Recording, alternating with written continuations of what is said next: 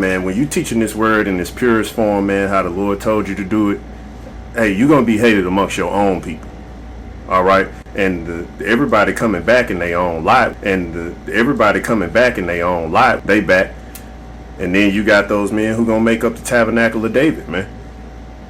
All right. And one thing that you see in this, most of these guys, especially the ones in a group, they all think it's their group that has it. They all think that their group is the one who just straight up got it. You know, why? Because they push the commandments of men. And their best interest is to their group, not to the will of the Lord. And some brothers, they're not even allowed to have new members come into their group. They're not even allowed to grow, amongst other things that go on inside that. But so one thing about these groups, you know, is almost like a prison gang thing, kind of, because you come into Israel and you would think, since you see the numbers and all of that, okay, you got to pick which group sounds the best for you. All right. And they all got their pros and cons, and some a lot more cons than pros.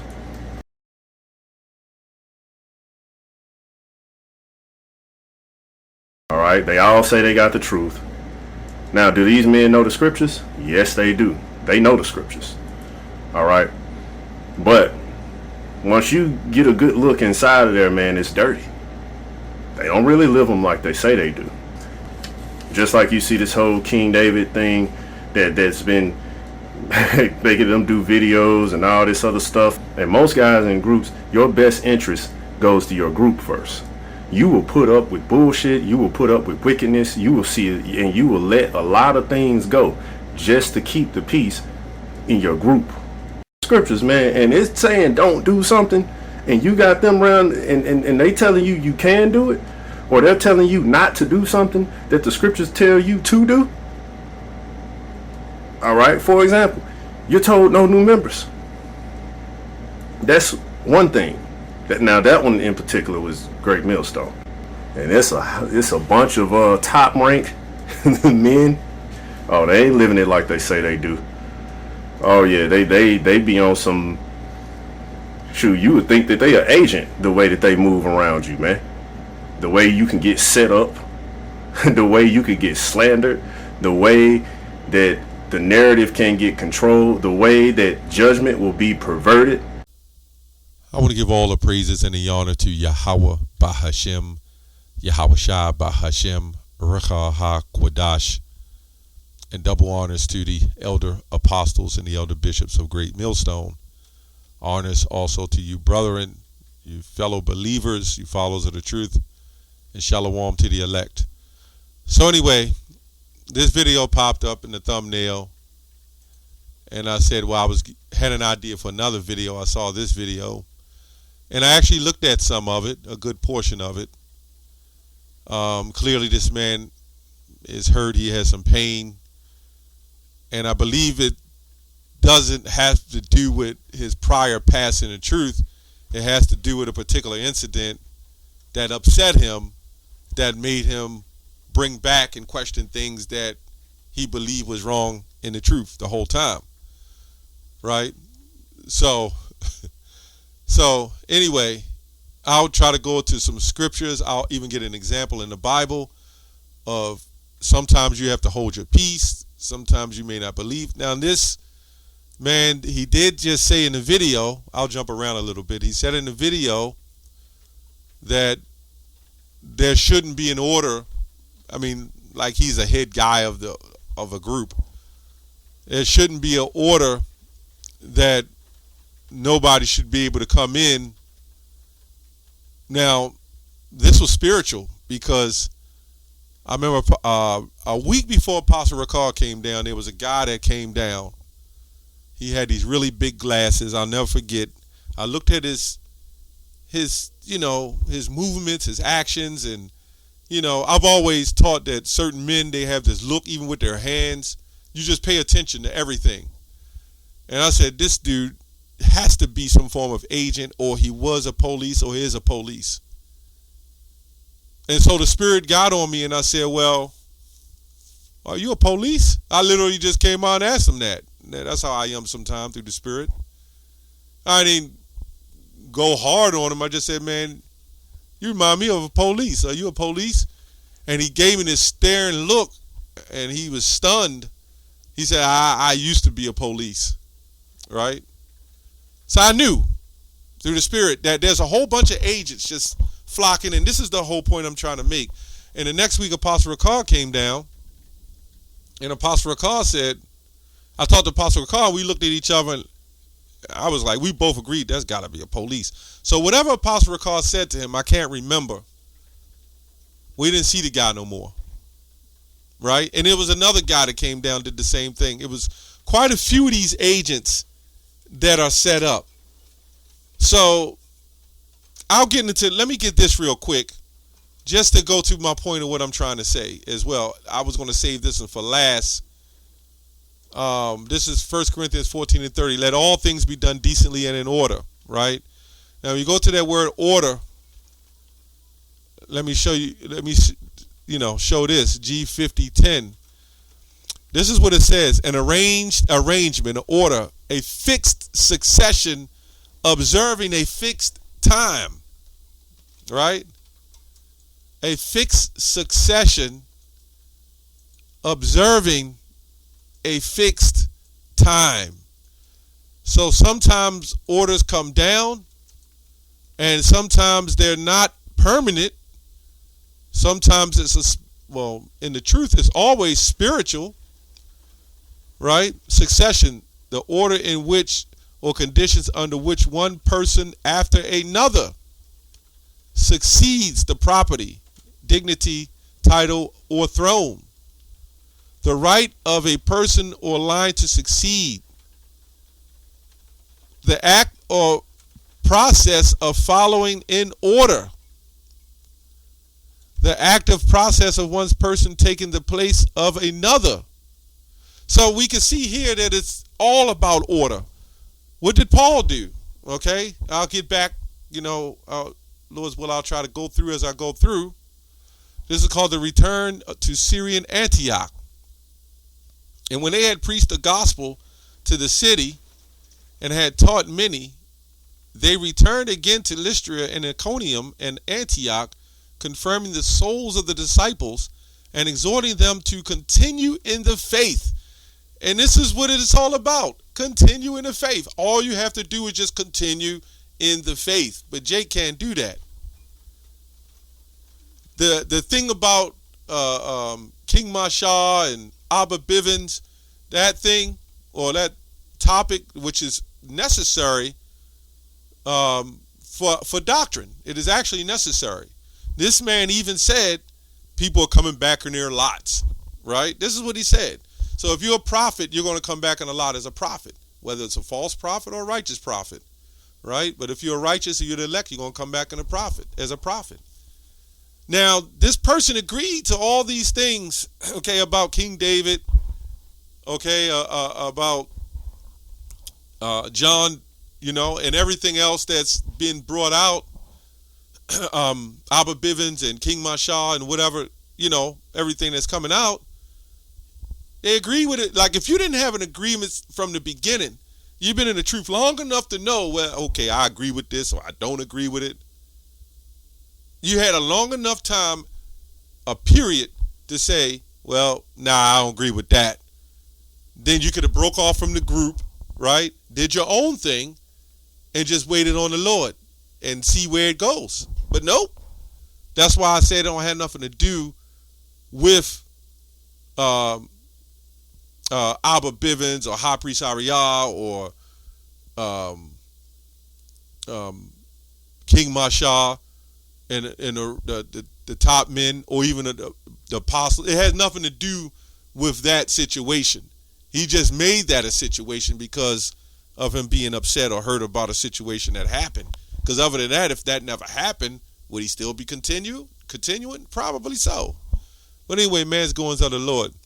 Anyway, confirming the souls of the disciples and exhorting them to continue in the faith, and that we must, through much tribulation, enter into the kingdom of Yahweh, Ba'ashem Yahushua, And when they had ordained them elders in every church and had prayed with fasting, they commended them to the Lord on whom they believed.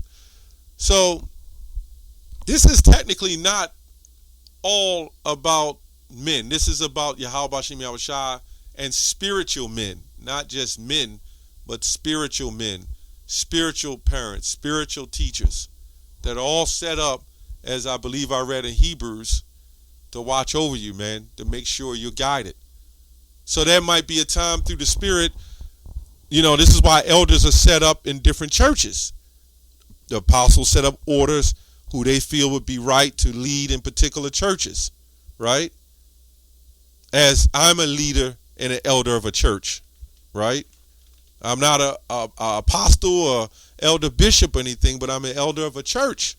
So I'm set up to lead this particular church. So, for example, there was situations where violence was in the neighborhood, where we was doing the work and we was getting those dirty looks. You know what I'm saying? So, and it was in a marketplace. It was not in a ghetto or anything. But Jake here in Baltimore, it's like crazy, as of all over. So the Spirit was on me. Okay, we need to move here. Maybe we need to go there. Maybe we need to move a couple times, set up here, set up there. Somebody has to watch over the souls of men. But when you're out there on your own, if that's what you want to do, you do that. But you should have somebody, even if you're on your own or with somebody, to be able to come together as a brethren and, at least suffer together, you know what I'm saying? But Jake don't have that in him, Let me go here. Let all things be done decently in order. So when we go back to decently and in order, it means an observed fixed time. So 1 minute, you might say, hey, nobody can come in GMS. It's a hold on it. But there's a balance and there's exceptions. And this man has been in the truth long enough to know this.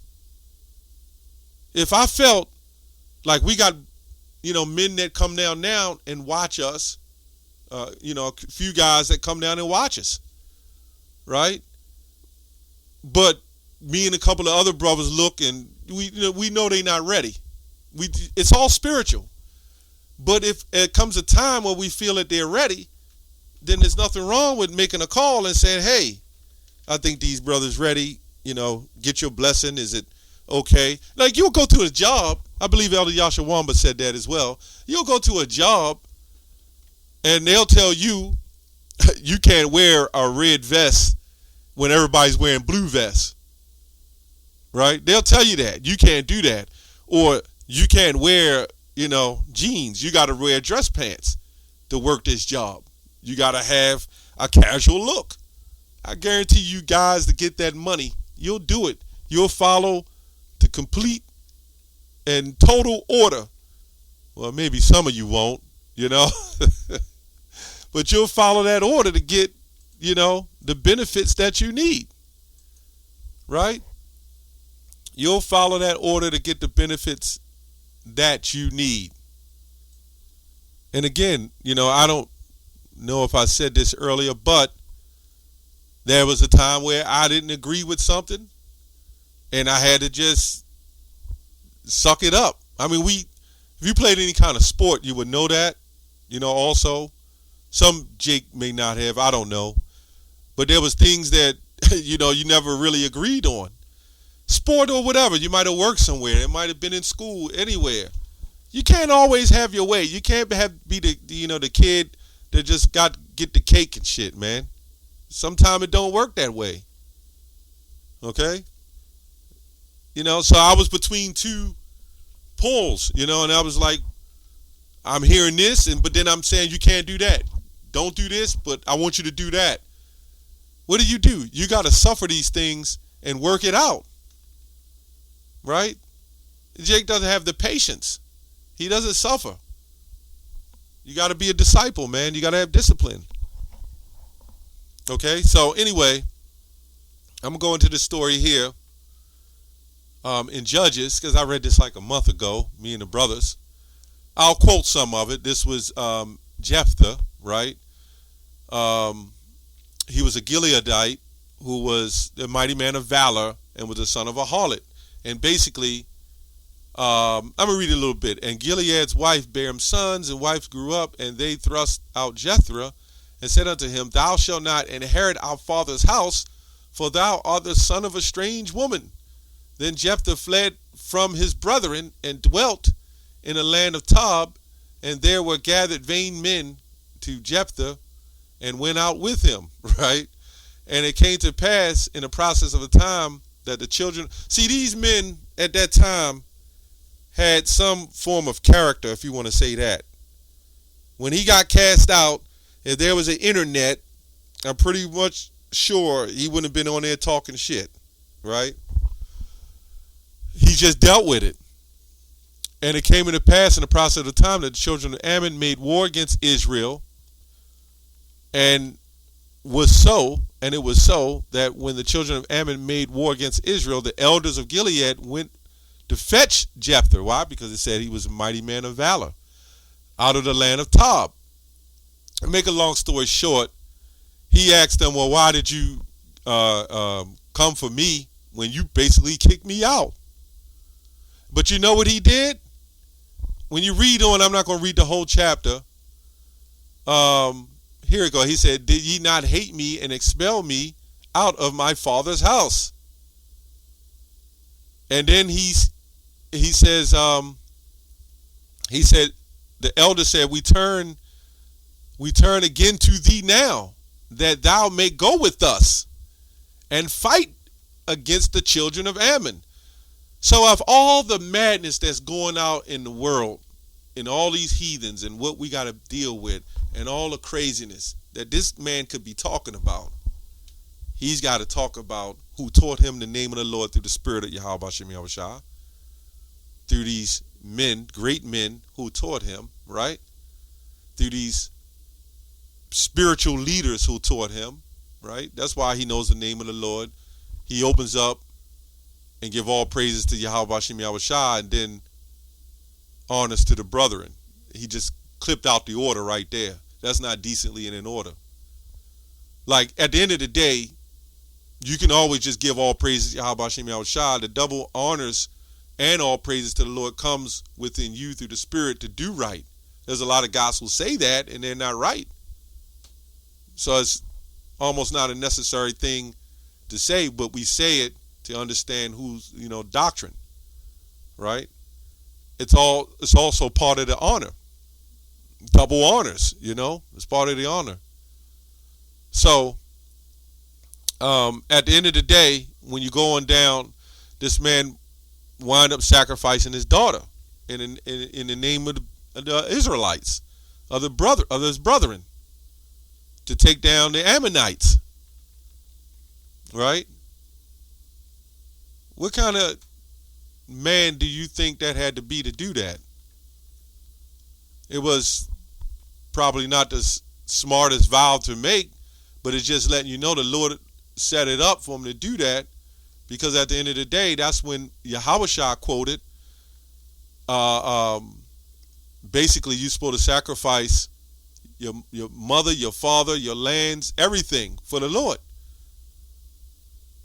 Even brethren that you might feel is off. And what does the Lord say? Love your neighbor. So are you going to give up that sacrifice? Are you going to make that sacrifice? You have to make that sacrifice.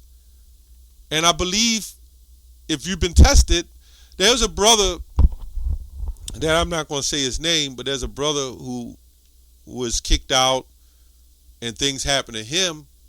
And you know what he did? He just shut up and kept continuing. That's how you know if a man is doing it for Yahweh Bashem Yahushua or just to be seen of men. That's how you know. But you get kicked out and then you start doing videos. I don't the hell with this and that. You're siding with the enemy. You're causing confusion. You're causing division. You were once in this camp. You was once in this group.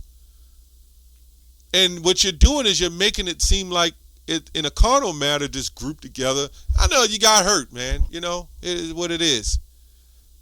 But it's how you it's how you come through. It's how you prevail against, what you had to go through. You might not agree. This word sacrifice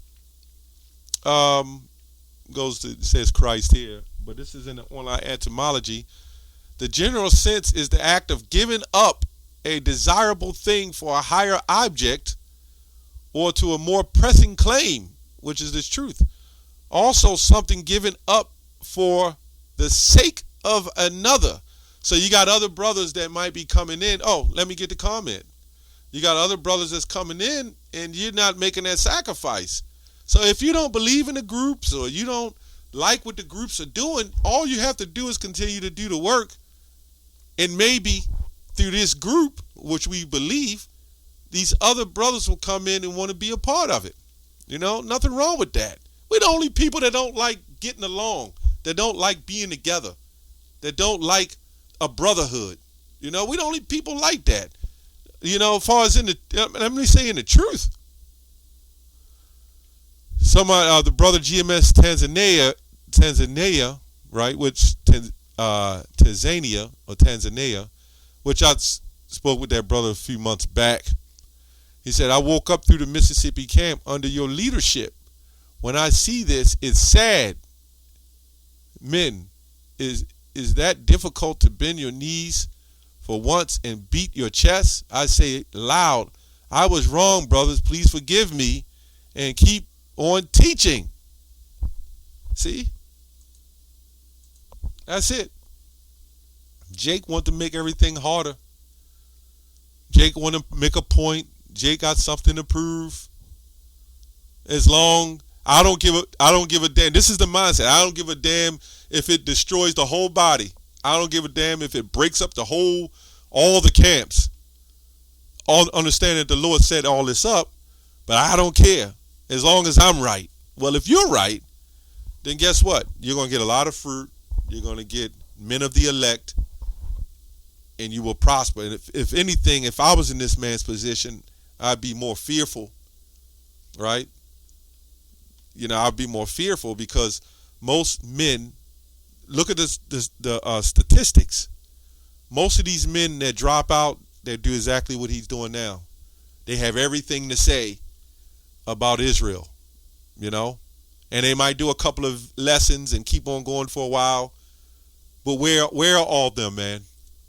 Where are they at? Where are all the guys that fell out? Where's those guys from Chicago? Those guys here from Baltimore? One of them dropped out and he's wearing the Jewish stuff now. Where are these guys at? I didn't see them come and go. It just proves something. Hey, look at the truth. Look at the storyline. Anyway, that's all I have on that. Shalom.